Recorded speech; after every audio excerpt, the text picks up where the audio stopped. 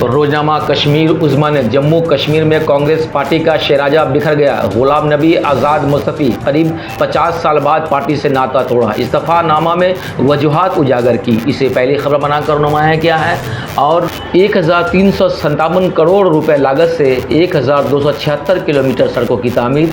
जम्मू व कश्मीर के लिए PMGSY मरहला सोम को मंजूरी। इसे दूसरी खबर बनाकर नुमाया किया है। बस अब तक के लिए इतना ही। फिर एक नई अपडेट के साथ आपकी खिदमत में हाजिर होंगे।